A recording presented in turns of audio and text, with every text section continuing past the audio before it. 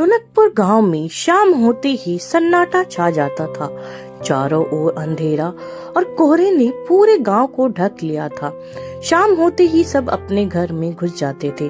वहीं माधो और सुप्रिया भी अपने घर में बैठे थे। वह दोनों बहुत गरीब थे। उनके पास एक टूटा फूटा घर था। माधो सुप्रिया से कहता है, इस बार तो लगता है बहुत भयंकर ठंड होने वाली है। मुझे तो कुछ समझ नहीं आ रहा। मैं मजदूरी में इतने पैसे नहीं मिलते। मैं घर में खाने को क्या दूंगा और ओढ़ने के लिए भी कुछ नहीं है। आप सही कहते हैं, इस बार तो बहुत ठंड होने वाली है। दिन भर आग जला के रखती हूँ। घर का भी हालत बहुत खराब है। अब देखिए, छत भी टूटी हुई है। कभी भी बारिश का पानी अंदर आ जाता है और कभी भी बर्फ गिरने लगती है।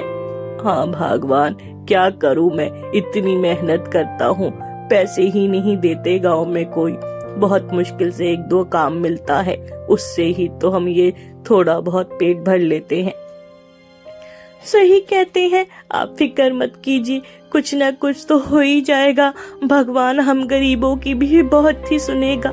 हमें बस भगवान पर भरोसा रखना है। रात होते ही सब खा पी कर अपने अपने बिस्तर पे सो गए।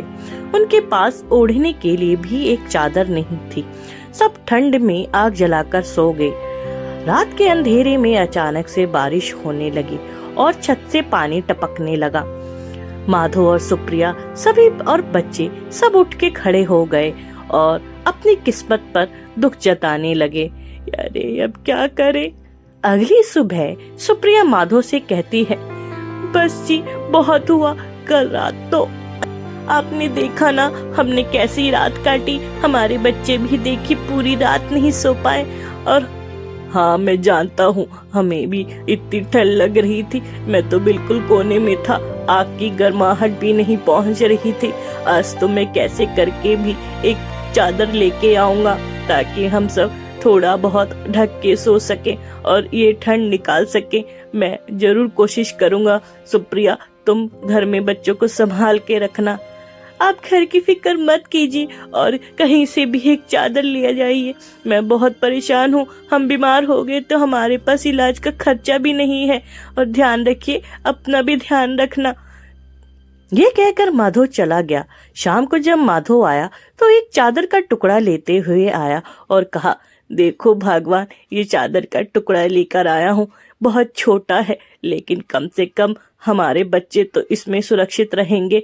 मैं बहुत मेहनत करता हूँ, लेकिन कुछ नहीं हो पाता। मैं क्या करूँ? मैं बहुत परेशान हूँ और कम से कम ये चादर हमें थोड़ी सी तो राहत देगा। अरे बस कीजिए, आप रोते क्यों हैं? भगवान हमारे एक दिन जरूर सुनेगा। अब परेशान मत होइए और ये चादर ही काफी है। मेरे बच्चे और हम सब इसमें अपने आप को ढक लेंगे और सुरक्षित रहेंगे।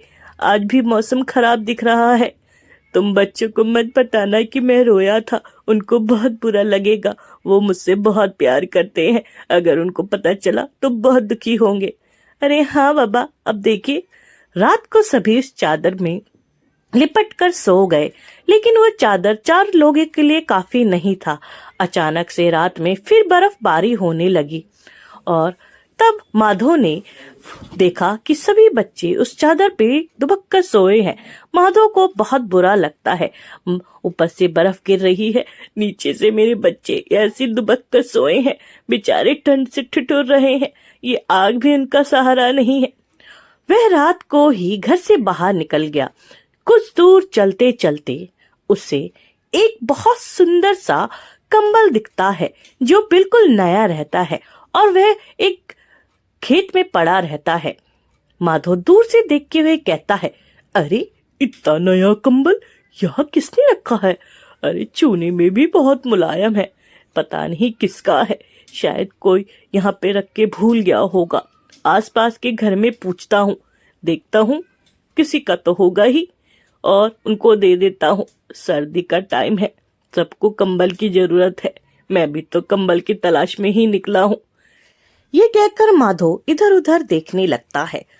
तभी वह पास के दरवाजे को खटखटाते हैं और कहता है, नमस्कार भाई साहब, क्या ये रखा हुआ कंबल आपका है? बहुत ही कीमती लग रहा है। आप इसे अपने घर में ले लीजिए। अभी बहुत ठंड है, ऐसे कीमती कंबल बाहर मत छोड़ो, ये ठीक नहीं है। अभी किसी गरीब के पास तो ओढ़ने के लिए कुछ नहीं है और आप इतने कम कीमती कंबल फेंक रहे हैं। अरे ये मेरा है ही नहीं तो मैं क्यों लूं? तुम क्यों मुझे जबरदस्ती चेप रहे हो? मैं किसी का कंबल नहीं लूंगा, मेरे पास घर में बहुत है। तुम्हें चाहिए तो तुम ले लो, और वैसे भी यहाँ पे 2 दिन से पड़ा हुआ है, मैं तो इसे फेंकने की सोच रहा था। तुम ले जाओ, तुम्हें काम आएगा, और ये एकदम नया है, किसी का यूज किया भी नहीं है। माधव की तो जैसे चांदी लग गई। वह अपने घर आता है और अपनी पत्नी से कहता है, अरे भगवान, देखो मैं क्या लेके आया हूँ। अरे क्या कर रही हो? जल्दी आओ, तुम्हें एक बहुत कीमती चीज दिखानी है, जैसे तुम सोच भी नहीं सकती। जल्दी आओ। सुप्रिया बैठकर खाना बना रही थी। कहती है, अरे आ रही हूँ, ऐसा क्या हो गया? इतने क्यों खुश हो? खाना तो बनने दो। बहुत मुश्किल से आज थोड़ा सा चावल था, वो बनाया है, और थोड़ा सा आज मैं उधार भी लेके आई हूँ। जल्दी से मैं भी एक काम पकड़ूंगी, फिर हमारे दिन भी अच्छे हो जाएंगे। और ये ठंड है, ये ठंड भी निकल जाएगी। पहले थोड़ा खाना बना लूं। अरे देखो मेरा खाना जल गया, भाग के जाना पड़ेगा। दोनों आपस में बात कर रहे थे। तब माधव कहता है, अरे तुम जानती हो आज मुझे क्या मिला? और वो भी बिना पैसे के, और वो भी किसी का नहीं, वो भी भगवान का दिया भेंट। अरे अब देखो भी। अरे आती हूँ, बस हो गया। खाना जल गया तो रात में कुछ नहीं खा पाएंगे। अरे ये क्या है? इतना सुंदर, इतना बड़ा कंबल।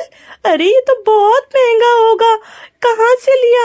हमारे पास तो इतने पैसे भी नहीं है। ये कितना नरम है, कितना सुंदर है।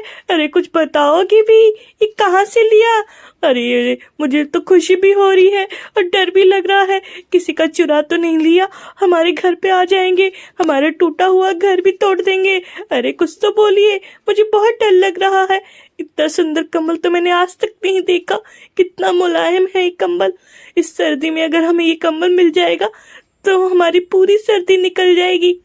अरे भगवान, चुप भी बैठो, बोलती जा रही हो। ये कंबल मैं चुरा कर नहीं लाया, ये कंबल मैं खरीद कर भी नहीं लाया। ये कंबल सोचो भगवान की भेंट है। मैं रास्ते में जा रहा था, खेत में पड़ा मुझे मिला ये कंबल।